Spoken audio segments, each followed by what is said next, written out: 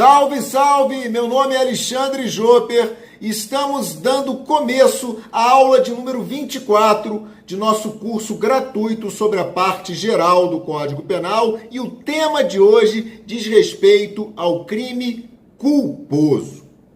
E é importante ter em mente desde logo que quando se fala em culpa como elemento normativo do tipo, em especial, elemento normativo da conduta, está se fazendo referência à inobservância de um dever objetivo de cuidado e de diligência.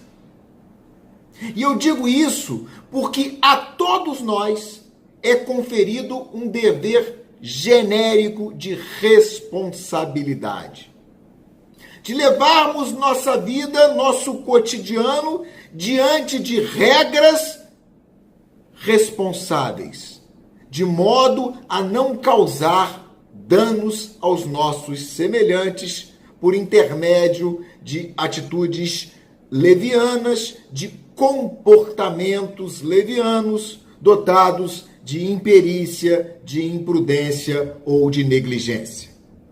É o que a doutrina costuma chamar de dever objetivo de cuidado ou de dever de asseguramento de tráfego. Você aprendeu lá nas aulas passadas que, ao contrário dos tipos dolosos, nos tipos culposos, a regra é de que as descrições típicas são abertas. Ou seja, ressalvada situação excepcional de tipos fechados culposos, como é o caso da receptação culposa, a regra é de que num crime culposo o tipo penal ele é aberto, ou seja, ele não descreve de forma meticulosa todas as situações que configuram a tipicidade daquela infração culposa. Exemplo emblemático dessa situação diz respeito ao crime de homicídio culposo. Lá no artigo 121, parágrafo 3º, que prevê a modalidade culposa do homicídio, a descrição ela é bem sucinta, ela é bem aberta. Diz o tipo: se o homicídio é culposo, pena detenção de 1 a 3 anos. Ah, mas por que isso? Por que o legislador não descreveu meticulosamente, de forma casuística, as hipóteses que configurariam homicídio culposo? Ora, não foi por desídia, não foi por capricho, não foi por uma opção, não. O legislador simplesmente elegeu um tipo aberto porque lhe seria rigorosamente impossível, dentro do desconcertante espetáculo da vida, arrolar as milhares e milhares de situações que poderiam caracterizar a morte culposa de alguém. Então, os tipos abertos que configuram uma necessidade inerente aos injustos culposos demandam do julgador uma atividade interpretativa e valorativa, de modo que ele só alcançará a tipicidade de um crime culposo. Ele só detectará que naquela situação do homicídio a pessoa deu causa culposa à morte de outrem quando ele compara a conduta empreendida pelo indivíduo com aquela que teria o homem médio colocado nas mesmíssimas circunstâncias. Você nota, então, que justamente diante da necessidade do juiz exercer esse juízo de valor comparativo é que se diz que a culpa constitui um elemento normativo do tipo. Então, como o juiz deve se comportar para a aferição da tipicidade? É muito simples. Basta exercer juízo de comparação dentro de uma previsibilidade objetiva, ou seja, tendo como parâmetro o homem médio, a prudência inerente ao homem comum, de ordinário cuidado e diligência. Então, o juiz, ao analisar se uma conduta foi culposa, se existiu culpa por parte daquele indivíduo, basta comparar o comportamento dele com aquele que hipoteticamente teria o homem médio naquelas mesmíssimas circunstâncias. Então, vejamos dois exemplos. O indivíduo está a guiar seu carro, começa a empreender uma velocidade incompatível com o local. Diante dessa velocidade excessiva, ele acaba perdendo o controle de seu veículo e atropelando e matando uma pessoa. O que o juiz faz para a aferição da culpa? Ele compara a conduta desse indivíduo, dirigir em velocidade incompatível com o local, com aquela que teria o homem de média prudência e cuidado naquelas circunstâncias. E ele conclui, evidentemente, que há uma incompatibilidade. Ou seja, o homem médio, naquela situação, não se comportaria daquela forma. Não estaria guiando o seu veículo naquela velocidade. E justamente diante da incongruência entre o comportamento do indivíduo com aquele que teria o homem médio, naquele caso, é que surgirá a culpa e a responsabilização daquele indivíduo, no caso do exemplo, por crime de homicídio culposo praticado por intermédio de veículo automotor, crime este previsto no artigo 302 do Código Nacional de Trânsito. Agora vejam um segundo exemplo.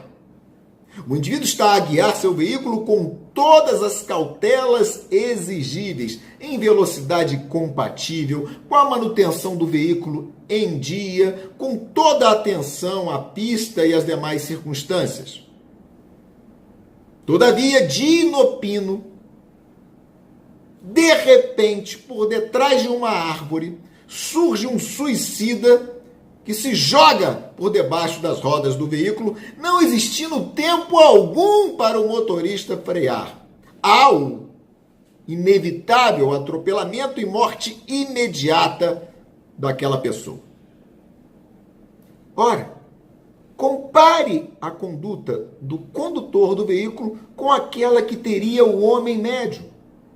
E você, ao contrário do primeiro exemplo, concluirá que há absoluta compatibilidade entre o comportamento do indivíduo, do condutor, com o homem medianamente diligente, porque este homem médio estaria se comportando da mesmíssima forma, guiando na velocidade adequada, tal como o condutor do veículo. E o homem médio estaria envolvido na mesmíssima situação, porque nem ele poderia prever, não existiria previsibilidade objetiva que algum translocado surgisse de inopino por trás de uma árvore e colocasse fim à sua vida logo por debaixo dos pneus do veículo que você tão bem guiava. Nesse segundo exemplo, não há que se falar em culpa. E já sabemos que se não há dolo e se não há culpa, não há conduta penalmente relevante e por crime algum deveria responder aquele condutor no segundo exemplo. E o que você percebe, então, desses dois exemplos é que a noção fundamental para a aferição da culpa é justamente saber se houve ou não inobservância do dever objetivo de cuidado. O parâmetro, então, é o homem médio. Agora, conquanto essa seja a noção encampada pela maioria esmagadora da doutrina, há quem entenda que este não seria o melhor parâmetro, o melhor critério da previsibilidade objetiva do homem médio como referência. Há quem entenda, como é o caso do notável penalista argentino Eugênio Raul Zaffaroni, que o critério para a aferição de culpa é o da previsibilidade subjetiva, ou seja, deve-se saber não se o homem médio se comportaria ou não daquela forma, deve-se saber se o próprio indivíduo, se aquele específico indivíduo, de acordo com as suas capacidades individuais, particulares, com o seu próprio discernimento cultural, intelectivo e cognitivo, teria capacidade de prever aquele resultado que ele não previu. Essa é a posição minoritária sobre o melhor critério para a aferição de culpa, o da previsibilidade subjetiva, com o qual discorda a grande maioria da doutrina. O imortal penalista Nelson Hungria é um dos que mais criticaram esse critério de previsibilidade subjetiva. Para ele, o parâmetro de comparação da culpa, como para a maioria, é do homem médio, é da previsibilidade objetiva. É saber se há incongruência, se há incompatibilidade entre a conduta do indivíduo e do parâmetro mediano, da diligência comum, da diligência do homem ordinariamente considerado. E argumenta Hungria com muita felicidade que adotar-se o critério da previsibilidade subjetiva, adotar-se como parâmetro o próprio indivíduo, as habilidades, os cuidados do próprio indivíduo, de acordo com seus critérios subjetivos, seria o mesmo que premiar aqueles indivíduos que são, por excelência, lerdos, descuidados, displicentes, sendo justamente eles os que mais merecem atenção e reprimenda no que diz respeito aos injustos culposos. De modo que hoje nós temos como doutrina absolutamente majoritária a previsibilidade objetiva, o homem médio como padrão de comparação para averiguação da existência ou não da culpa. De tudo que foi dito até aqui, nós podemos concluir que o fato típico nos crimes culposos possui algumas particularidades que merecem ser mencionadas. Para que você tenha um fato típico culposo, em primeiro lugar, há que se ter uma conduta voluntária, um comportamento positivo ou negativo, uma ação ou omissão voluntária. Ah, Alexandre, voluntariedade, vontade no crime culposo? Sim. Todo comportamento em crime culposo é um ato de vontade. A diferença é que no crime culposo, a voluntariedade, ela se direciona ao comportamento, ela não alcança o resultado. Ao contrário do crime doloso, em que a vontade, ela engloba não só a conduta, como também, no caso do dolo direto, alcança o evento, o resultado. Mas todo comportamento culposo é um ato de vontade. Se você imprime uma velocidade excessiva, perde o controle do veículo e mata uma pessoa atropelada, você queria estar se comportando exatamente daquela maneira.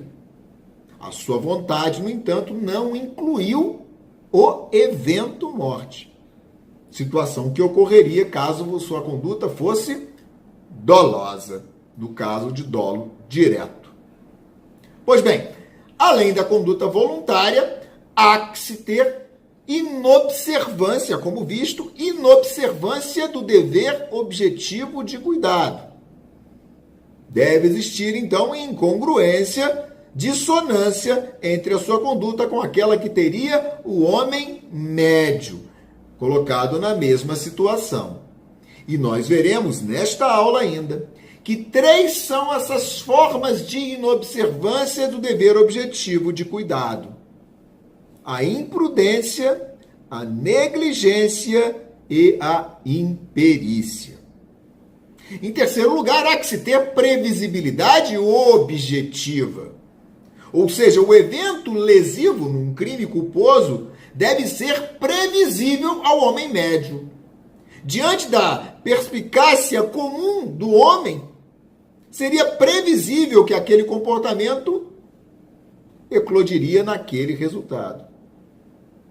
Tanto o evento no crime culposo é previsível ao homem médio que ele não se comportaria daquela maneira. Além desses três elementos, há que se ter, por parte do indivíduo, ausência de previsão. No crime culposo, o próprio indivíduo, em regra, ele não prevê algo que ao homem médio era objetivamente previsível. E é por isso que se fala com muita propriedade que a culpa no campo penal nada mais é do que a imprevisão do objetivamente previsível. Agora, atenção! Quando eu falo que na culpa há ausência de previsão por parte do indivíduo, essa é a regra. E por que eu faço essa observação? Porque, excepcionalmente, você vai detectar uma espécie de crime culposo em que há previsão do resultado por parte do próprio indivíduo. Ele prevê o resultado como provável. E eu me refiro à chamada culpa consciente. Ainda falaremos dela neste encontro, mas já bem sabemos que na culpa consciente, o indivíduo excepcionalmente prevê o resultado, mas acredita fielmente que o mesmo não irá ocorrer, seja por sorte do acaso, seja por força de suas habilidades pessoais. Pois bem, prosseguindo então na análise dos elementos do fato típico culposo, nós temos a necessidade de ter um resultado involuntário. E percebam que eu falei bem devagar esse requisito, resultado involuntário. Eu falo em resultado com bastante ênfase, porque a maioria quase absoluta dos crimes culposos é composta de crimes materiais, que são crimes que já sabemos, que possuem resultado naturalístico e este é necessário à consumação do injusto.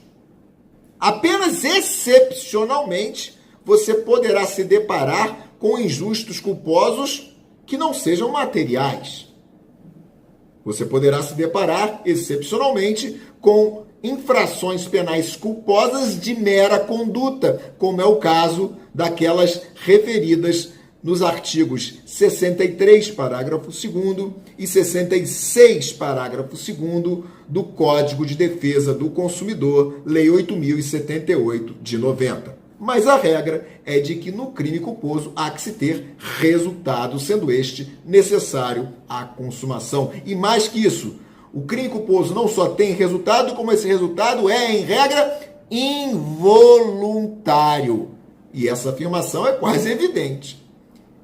O resultado no crime culposo, a princípio, é involuntário. Até porque se a vontade alcançasse o resultado, nós não estaríamos no campo da culpa, mas sim no terreno do dolo. Mas aqui também há que se ter uma ressalva. E por que dessa ressalva?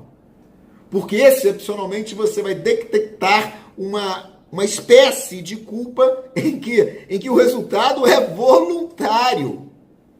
Ah, Alexandre, que culpa é essa em que o resultado é alcançado pela vontade do indivíduo?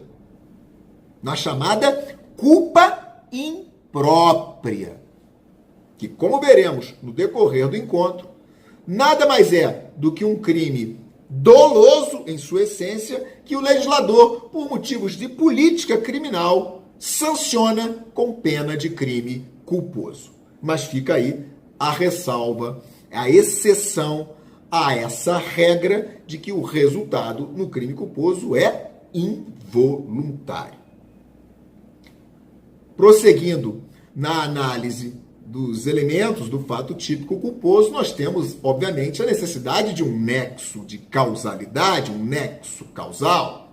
Isso porque, por mais evidente que esteja a culpa do indivíduo, ele não será responsabilizado pelo resultado caso se comprove de que o seu comportamento não foi causa do resultado lesivo, dentro daqueles parâmetros de aferição de nexo de causalidade de que tanto estudamos, referidos no artigo 13 do Código Penal.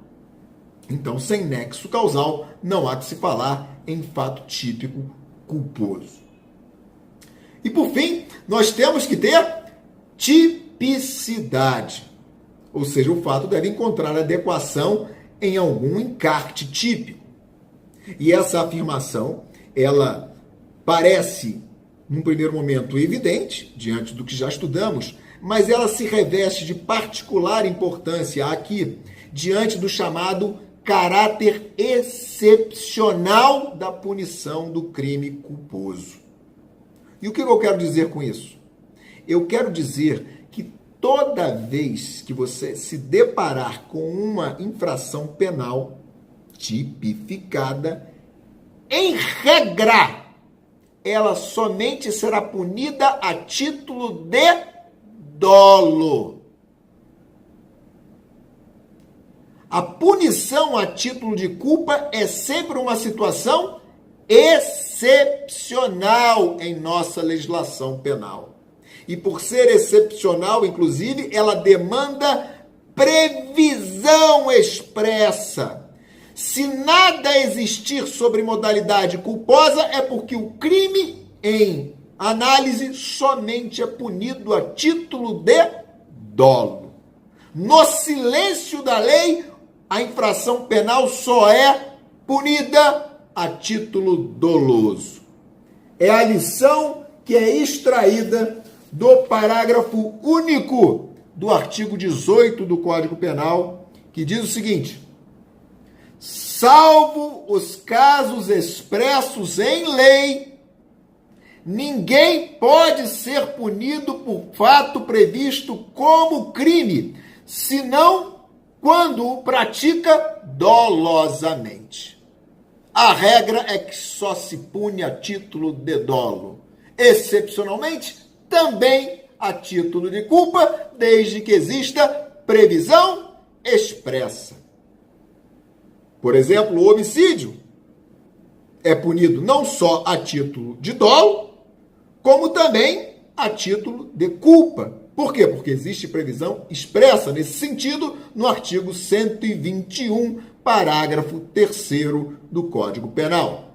Agora, se por alguma imprudência alguém danifica o relógio de outra pessoa, você vai lá procurar no artigo 163, que trata do crime de dano, e logo perceberá que não há qualquer referência à punição do dano a título culposo.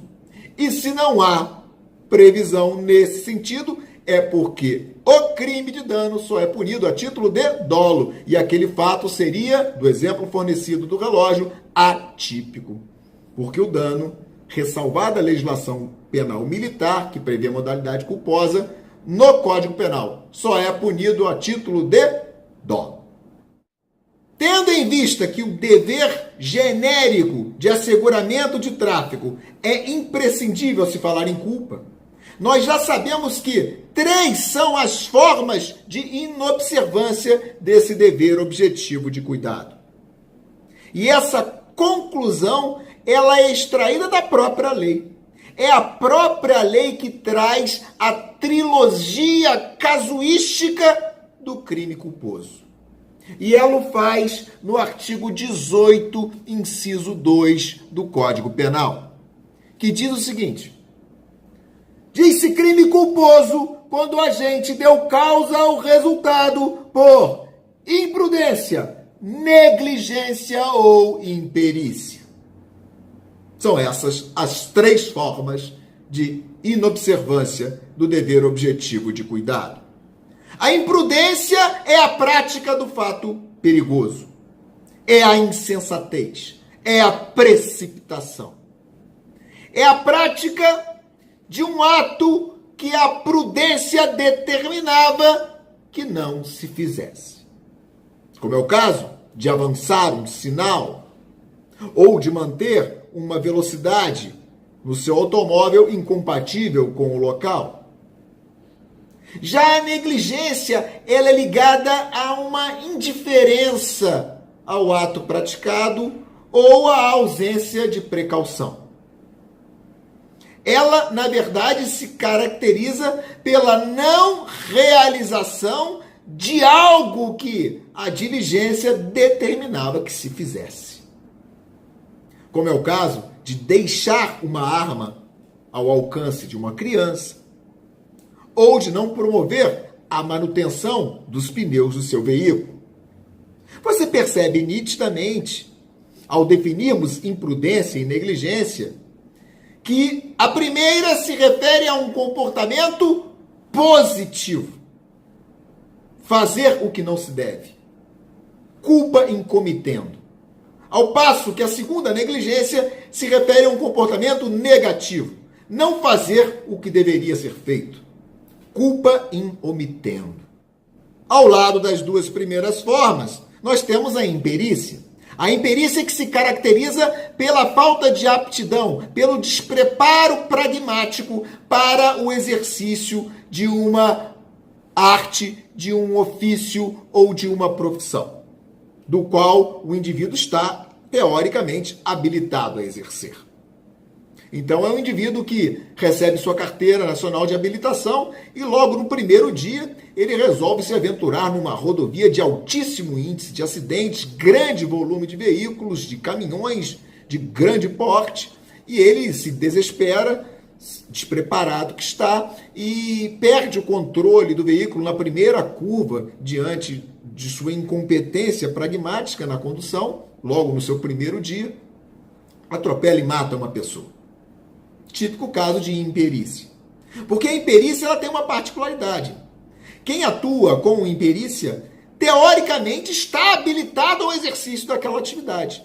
Mas no campo prático se mostra inábil, se mostra incompetente. E por que eu reforço essa assertiva? Porque se o indivíduo sequer está habilitado teoricamente ao exercício daquele mistério, não há que se falar em imperícia, e sim em imprudência ou negligência, dependendo do caso concreto. E digo mais, quando o artigo 18, inciso 2, fala dessas três formas casuísticas de culpa, de inobservância do dever objetivo de cuidado, nada impede que num crime culposo mais de uma esteja presente. Como é o caso do indivíduo que atropela e mata uma pessoa por excesso de velocidade em seu veículo e porque não exerceu a correta manutenção dos pneus daquele automóvel. Você tem aí, num único crime culposo, conjugadas a imprudência no excesso de velocidade e a negligência na ausência de manutenção dos pneus daquele carro. Quanto às espécies de culpa, em um primeiro momento, nós temos que diferenciar a culpa inconsciente da culpa consciente. A culpa inconsciente é a culpa comum, já estudada. É aquela em que o indivíduo não prevê algo que era ordinariamente, objetivamente previsível ao homem médio. É a imprevisão do previsível, o que constitui 99% das hipóteses de crimes culposos. Agora, você tem uma segunda vertente, a chamada culpa consciente, em que, excepcionalmente, o resultado não é só objetivamente previsível, como ele é previsto pelo indivíduo, que apenas crê fielmente que o mesmo não irá ocorrer. Ele tem fé que o resultado não irá ocorrer. seja por força de sua sorte, de seu anjo da guarda, do acaso, ou por força de suas atividades, habilidades e predicados pessoais. Um exemplo bem bacana de culpa consciente é um exemplo que se extrai do circo. Quem já foi ao circo ou já viu cenas de circo em filmes, em televisão, pois bem, deve lembrar de um número inerente ao chamado atirador de facas. Então, o indivíduo fica diante de um círculo. Nesse círculo giratório fica uma assistente ou um assistente grudado no círculo, com as mãos estendidas e os pés também. E esse atirador de facas, com o círculo girando, ele fica arremessando inúmeras vezes as facas e, diante daquela extrema habilidade, ele acerta todos os arremessos de faca no giro, mas sem nenhum acertar o assistente ou a assistente que ali se encontrava. Típico caso de culpa consciente, caso um dia ele erre. Caso um dia ele erre naquele número e acerte a perna do assistente com um arremesso de faca, não há que se falar em dolo. Há que se falar em culpa, mas não a culpa inconsciente. Porque não há como negar que aquele resultado, além de objetivamente previsível, era previsto pelo indivíduo. Ele sabia que um dia, depois de 20 anos arremessando facas, um dia ele provavelmente poderia errar. Mas ele acreditava fielmente que esse resultado não ocorreria. Agora, não confunda essa situação de culpa consciente com aquela já estudada inerente ao dolo eventual. Embora bem semelhantes, não há como negar que no dolo eventual, bem já sabemos, há tolerância com o resultado. O resultado é indiferente ao indivíduo, embora ele não o deseje. Ele o aceita. Se ocorrer, ocorreu. No lançador de facas, ele prezava pelo assistente. Acertar aquele assistente não lhe era indiferente, não. Ele, conquanto pudesse até prever que um dia, depois de 20 anos exercendo aquela atividade, ele pudesse estar num mau dia e errar, ele acreditava que esse mau dia jamais chegaria. E de que ele sempre cumpriria a sua atividade circense de forma escorreita e não causaria dano ao seu assistente. Então, aí, caracterizada a culpa consciente, que se notabiliza pela não tolerância do resultado. O resultado não é indiferente ao indivíduo que labora em culpa consciente. Vencida essa questão, ainda existe uma segunda classificação sobre as espécies de culpa. E esta segunda classificação divide a culpa em própria de um lado e imprópria de outro. A culpa própria é a culpa ordinária, aquela vista e experimentada em 99% dos injustos culposos, aquela causada por conduta negligente, imprudente ou dotada de imperícia, causadora de um resultado lesivo involuntário. Já na culpa imprópria, também conhecida como culpa por assimilação, fictícia ou por equiparação, o resultado excepcionalmente é desejado pelo indivíduo. A conduta é voluntária e o resultado também. Só que ele somente deseja o resultado por laborar de forma leviana em um erro acerca da existência ou da continuidade de uma situação de exclusão da antijuridicidade. Então vamos ver o primeiro exemplo possível de culpa imprópria. O indivíduo é rotineiramente vítima de assaltos em sua residência. Depois do 20º roubo, ele se cansa e se coloca de prontidão de frente ao seu jardim com arma em punho na espera do roubador. E durante a noite, ao sinal de um mero vulto em seu jardim, sem maiores considerações, ele atira na crença de estar agindo acobertado pela legítima defesa diante de uma invasão do roubador ao seu domicílio. Pois bem, esse disparo colhe a pessoa e esta já cai sem vida. Após o fato, o proprietário da residência melhor examina a situação e constata perplexo que a pessoa atingida e morta, na verdade, não era o suposto roubador, mas sim a sogra do indivíduo, que foi lhe fazer uma visita surpresa durante a noite. Perceba você que neste exemplo nós temos uma típica situação de legítima defesa putativa, fundada no que a doutrina apelidou de erro de tipo permissivo.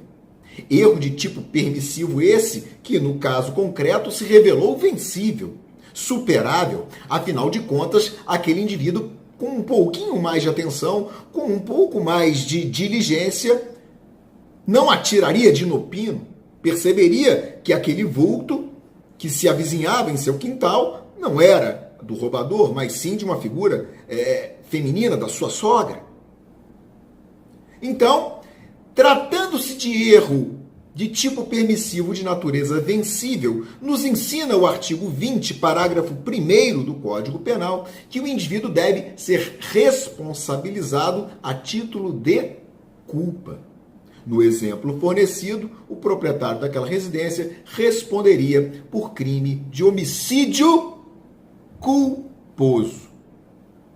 Culpa imprópria, em que o evento foi desejado pelo indivíduo, o evento morte, porém, só assim o foi por conta do erro de tipo permissivo vencível no qual ele laborou, acerca de uma existência putativa de uma discriminante, no caso, legítima defesa.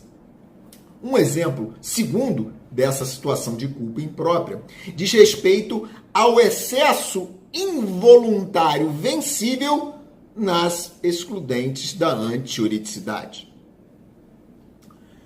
Uma situação bem fácil de assimilar é a do indivíduo, Ramon, digamos, que é vítima de uma injusta agressão, a bala. Rafael começa a atirar em Ramon. Ramon, então, em legítima defesa, saca de sua arma e efetua um disparo certeiro contra o agressor, Rafael, que já cai imóvel no chão e sem grandes possibilidades de continuidade da agressão que até então perpetrava. Ramon, por precaução, se aproxima de Rafael, caído no chão, e ao mínimo espasmo muscular de Rafael, Ramon, de forma precipitada, acredita que ele pode continuar aquela agressão e, julgando ainda estar em legítima defesa, efetua mais 3, 4 disparos que colocam fim à vida de Rafael. Nós temos excesso? Evidentemente que sim. Não existiria necessidade alguma daquele segundo, terceiro e quarto disparos. O inicial agressor já estava absolutamente impossibilitado de continuar a agredir Ramon. Porém, Ramon supôs, de forma leviana, que aquele espasmo muscular propiciaria uma ressurreição da agressão inicialmente proposta por Rafael. Então, você percebe que, numa situação de excesso involuntário de Ramon, fruto de um erro vencível, nos termos do artigo 23, parágrafo único, nós temos a chamada culpa imprópria. Ou seja, o legislador determina que, nessa hipótese de excesso involuntário causado por erro vencível, a pessoa responda pelo resultado causado durante o excesso a título de culpa, no caso, culpa imprópria. Perceba você que a culpa imprópria tem esse nome, imprópria, assimilação fictícia, porque na sua essência você tem condutas dolosas que o legislador, por opção, resolveu punir a título culposo. Naquele exemplo do indivíduo que é rotineiramente assaltado e atira de inopino ao primeiro vulto, ele queria atirar para acertar e matar aquela pessoa. No exemplo do Ramon, ele atirou ao perceber um mero espasmo muscular de Rafael com vontade de matar o último.